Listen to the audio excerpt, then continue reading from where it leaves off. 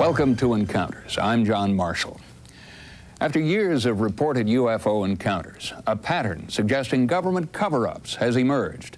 Tonight, an in-depth investigation into charges that our government maintains an agenda of disinformation and harassment aimed at UFO witnesses and researchers, citizens who believe they have the right to know what the government knows.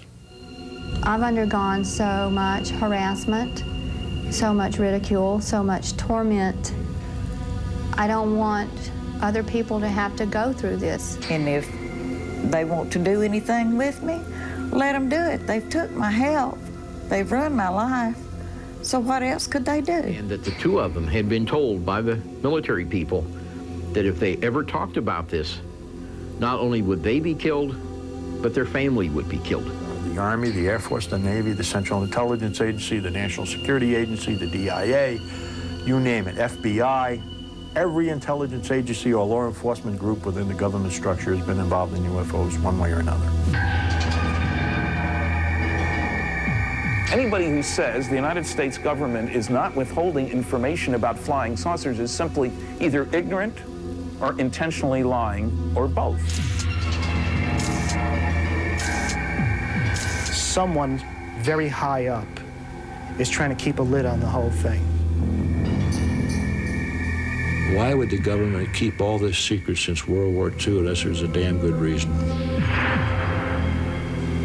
These UFO researchers are convinced the pattern of cover-ups started in July 1947 near Roswell, New Mexico. On that date, civilian reports of a UFO crash were actually confirmed by the military in this press release. But strangely, barely 24 hours later, that same military was denying that anything of an extraterrestrial nature had ever happened. That story set the tone for almost 47 years of massive misrepresentation and cover-up. We're dealing with a cosmic Watergate that continues to this day. And one of the many myths about this subject is that the Freedom of Information Act gives you access to anything you want. There can't possibly be a cover-up that would extend that law. That any classification reasons for security that existed in 1947, I couldn't see would be valid in 1994. And I think if that is the case, it's time to unclassify the matter. We've tried to go to court to retrieve some of this material. A group of us called Citizens Against UFO Secrecy went after the CIA. We want your UFO stuff. They said, we don't have any, go away. We appealed, they denied, we go to court. Judge says, do a search. They come back to court, they'd found 239 UFO documents. Did the Freedom of Information Act provide the information windfall researcher Stanton Friedman was looking for? Hardly. You can read 8 words on this CIA UFO document, and they're not very useful words. Doc reference, info location, stuff like that. Now, these guys have a weird sense of humor. I mean, here's a page, deny in toto, it says. They couldn't even find 8 lousy words to release. In fact, after an exhaustive search, the only official document we've found that acknowledges the potential threat of UFOs is this, a firefighter training manual endorsed by FEMA. I think that this is the first time the subject of unidentified flying objects has been included as a serious subject in a larger technical manual. Most of the information in this chapter is borrowed heavily upon some Defense Department documentation that explains what to do in the event of an encounter with an alien being. Since 1947, there have been over 26,000 reported sightings of UFOs in the U.S. alone. The number of sightings that go unreported is estimated to be over 15 million. Police investigator Larry Fawcett became a serious UFO researcher after his own encounter with a UFO was vehemently denied by the government. His reaction? It changed my outlook on life really quite a bit. It was a dramatic change from somebody saying and believing there's no such things to saying, wow, you know, not only are these things real, but we're being lied to about it by the government. Well, I don't trust our United States government. And I don't mean to be short or ugly, but that's exactly the way I feel. And if they want to do anything with me, let them do it. They've took my health. They've run my life. So what else could they do? It happened on a trip through Texas in 1980. Betty Cash, her friend Vicki Landrum, and Vicki's son Colby all experienced something that has never been explained. There was a bright light, a metallic craft, and intense heat. We were literally burning up alive. My head was swollen. I had blisters all over my body from the top of my head to the bottom of my feet. I was so sick, I prayed to die. That's just how sick I was. All three were hospitalized with symptoms of radiation poisoning. The prognosis from Betty's doctor was not good. He called my daughter from Dallas, and he told her that he felt like she should come immediately.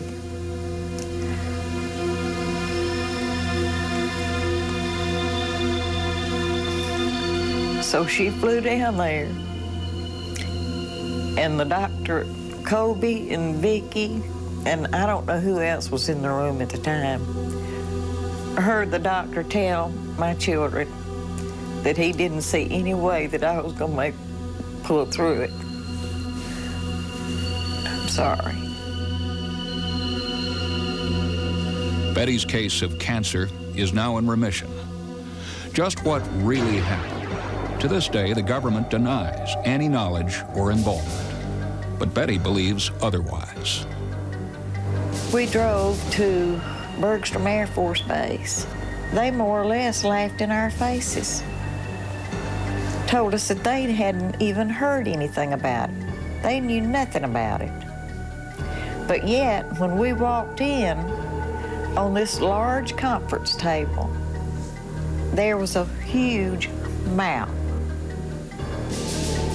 And they had a red, you know, these little red top pins. They had a little pin sticking in the identical spot. I believe that was the case right there, that they didn't want anybody to touch. But finally, someone in Washington may be listening. Congressman Stephen Schiff of New Mexico is responding to his constituents. He has launched a congressional effort to get to the bottom of government stonewalling about the Roswell incident. I couldn't begin to tell you why the Department of Defense has acted in this fashion. This is the first time that I can remember one agency simply referring me to another agency and washing their hands of the matter. And then in this particular case, the second agency, the National Archives, says they don't have anything. So this is beginning to look like a runaround, and I hope that's not the case, and I hope there's a valid explanation for what's going on, but at the moment, to tell you the truth, I'm baffled about it. There is an effort by the government to keep you away from what's happening here, okay? And that continues on today, and like I said, I object to that.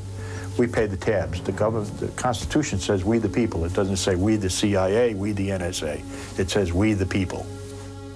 And how they can sit up there and not feel that they're not obligated to us, it's beyond me. What could motivate our government to maintain this alleged cover-up for so long? Russell, what have your contacts told you about a possible rationale for a cover-up? Many people within the UFO community believe that releasing proof of UFOs would so drastically change our concept of society that officials would have to keep what they know secret. Perhaps they would, Russell. Natalie? Imagine the effect it would have on everything from economics to religion to suddenly find out that our global village is actually a galactic village. And another reason for this government secrecy just might be their protectiveness about top-secret aircraft testing. And as Sandra's found out, some of those tests could be going wrong. That's right, John. In fact, in the New York incident I've been investigating, the government denies all knowledge of any crash. Their denial runs counter to dozens of eyewitnesses who are convinced of what they saw. Coming up next, reporters... UFO crash in Long Island, New York, that have the community there deeply divided. Investigating this sighting has been a study in sharp contrasts. On the one hand, no one in an official capacity will confirm anything ever happened. Yet sincere, credible people in that area swear that a UFO crashed in their local park. I know that I saw night turn into daylight, so whatever it was very large and very strong, and nothing I'd ever experienced before. The police officer was describing to his desk sergeant that there was a trail of trees and telephone poles. He said that were all severed 8 to 10 feet high. He said, and there was a path going into the woods. That's why he thought perhaps something had crashed into the woods. Suffolk County police officer had come into the building asking to use a payphone, and he also seemed upset. He just said that there was some kind of UFO or something that flew over West Babylon and had headed east and crashed in South Haven Park. All of a sudden, the road was blocked off. I've never seen the fire department really block the road that heavily. And especially, it was a strange time at night. And the other part that was curious was that there were no sirens going. It was going on for like 3 nights in a row. The helicopters and searchlights looking in the park. Something, I don't know what, crashed in South Haven that night. Our investigation began when we saw this videotape leaked by a government defense subcontractor who claimed it was shot at the site of the crash. I managed to get some fairly impressive video, what I firmly believe to be a downed extraterrestrial object.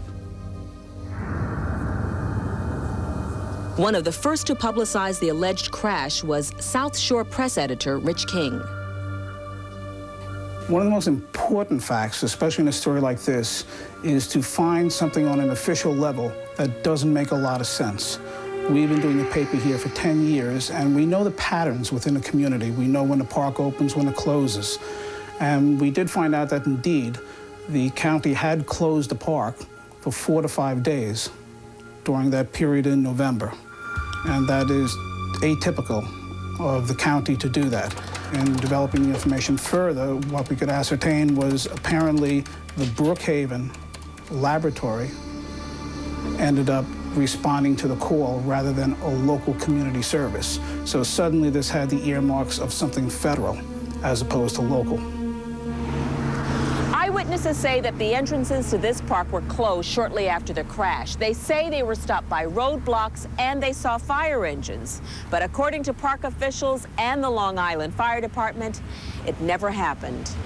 I had a chance to speak with South Haven Park Superintendent Bud Corwin, who's been living on site in the park for more than 20 years. There's speculation that a crash happened here in this park, November 24th, 7 o'clock. Do you know anything about it? Not a thing, not a thing. In fact, of course, very shortly after that, we were asked if we knew anything about it, like people could come in and look, because there's a group that looks for UFOs and objects like this. And no, in fact, I know this park like the back of my hand. I've been on it all my life. But we have park police. And the park police patrol it all the time. And if they had seen or heard anything, I'd know it within 2 minutes.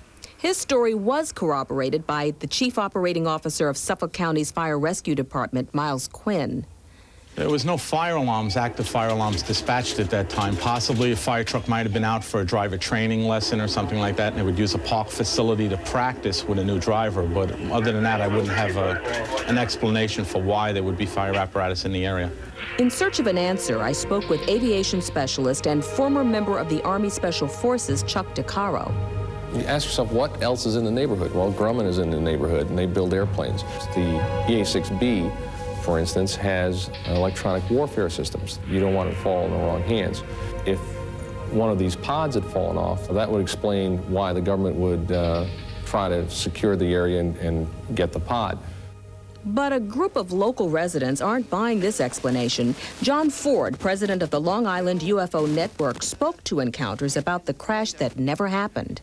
Our organization has investigated over 600 UFO-related phenomenon incidents in the New York metropolitan area, with reports coming in as far away as Red China. On the night of November 24th, I myself, who lived 3 miles from South Haven Park, lost my electric power and cable TV while large military helicopters were overflying the area.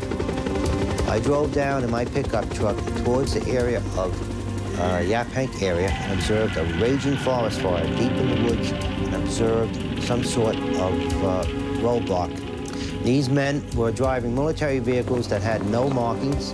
They were dressed in paramilitary uniforms, black jumpsuits with green fatigue shirts underneath. 5 New York State police cars arrived at that location and were turned back by these men in black. But if the crash did occur, there would have to be a federal record of the incident. Larry Bryant, public affairs writer for the Defense Department, was brought in to investigate the case. Well, I have recently asked the Federal Bureau of Investigation under a Freedom of Information request to provide all records generated in response to such an incident in Long Island. The reply came back negative. It was here, in this remote corner of South Haven Park, that the alleged crash happened. Independent field investigations conducted by teams from the Long Island UFO Network resulted in what they claim is definitive proof of the UFO crash. Amazingly enough, they discerned that the magnetic fields on the fence posts surrounding the park were reversed, a phenomenon corroborated by electrical engineer Preston Nichols. It would have to be some artificial activity around the post to change the magnetic field. This wouldn't happen by itself.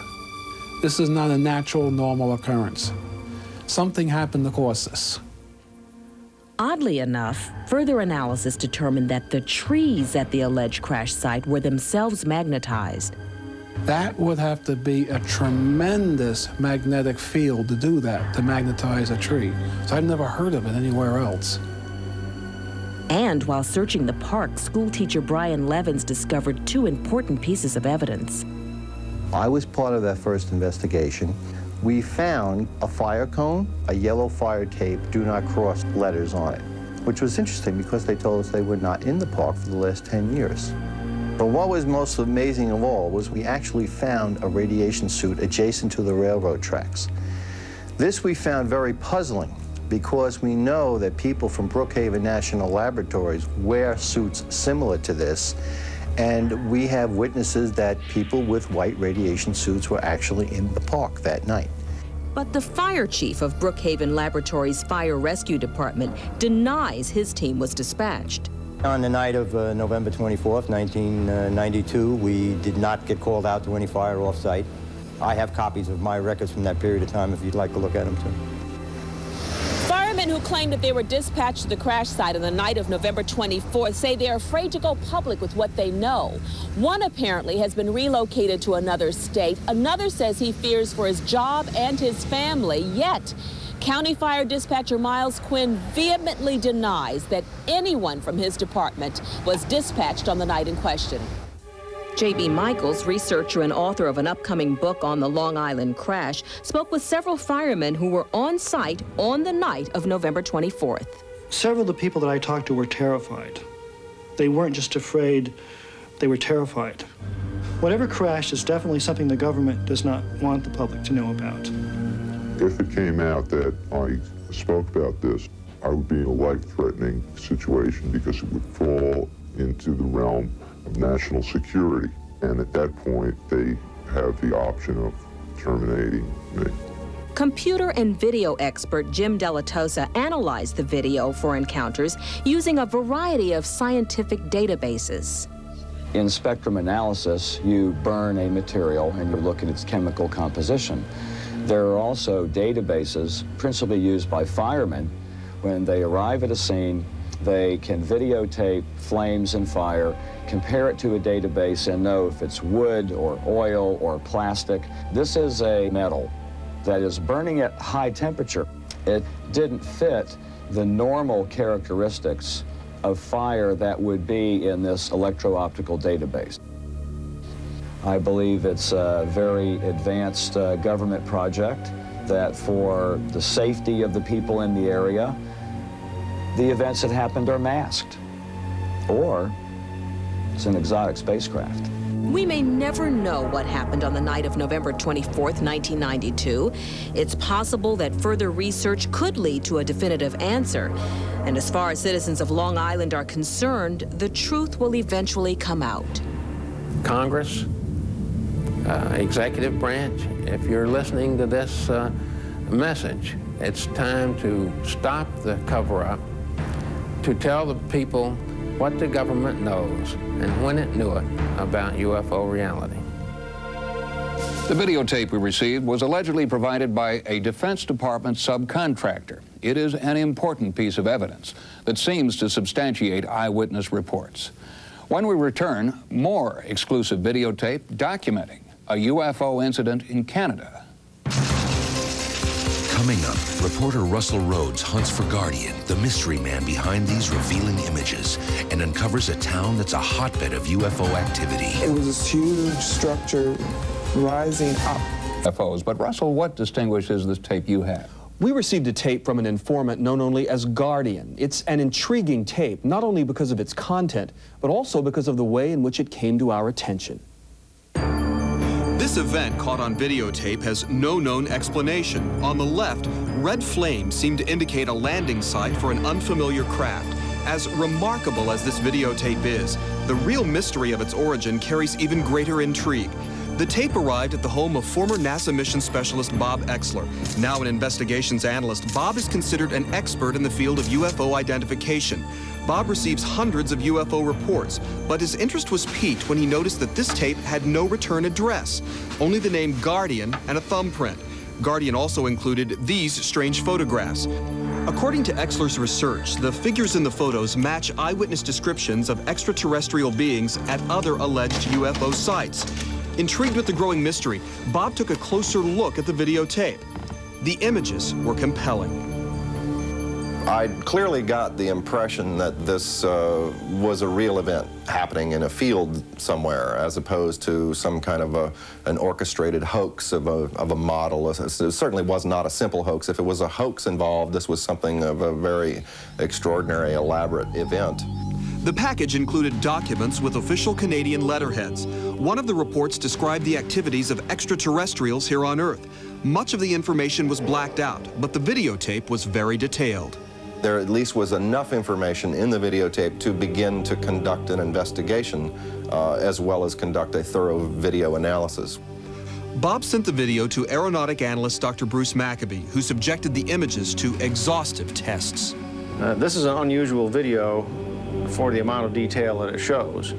You can see a shape, which looks like what you might say is sort of a classic saucer shape, and you can actually see the top beacon, which is flashing, reflected off the surface. So this gives you the impression of a real three-dimensional object out there of some considerable size. I would say it's not a military craft. The military may have been involved in some way in this sighting, but I don't think they were responsible for the craft itself. It would indeed have been possible for the Canadian military or the U.S. military in connection with the Canadians to have tracked this object into the relative area. As I completed my preliminary video analysis, I was convinced that the case merited a full investigation, including a field investigation with an attempt to locate the site. One of the documents that Guardian provided with the video package was what appeared to be a scaled drawing of a map of an area that essentially confined the area where the landing might have taken place to within about 1 square mile. Using clues Guardian provided, Bob and his team traveled from Maryland to the site in Ottawa, Ontario, Canada. Remarkably, the area indicated was marked by a circular patch of destroyed vegetation. Covering the damaged plants was a thin layer of black ash. Samples of the ash went to the lab for analysis. The ash was thought to be residue from what may have been signal flares burning next to the craft. Signal flares can be traced by analyzing their formula. Dr. John Conklin explains about flares and flare compounds. I've prepared a standard red flare composition, which is based on strontium nitrate as the color donating source to the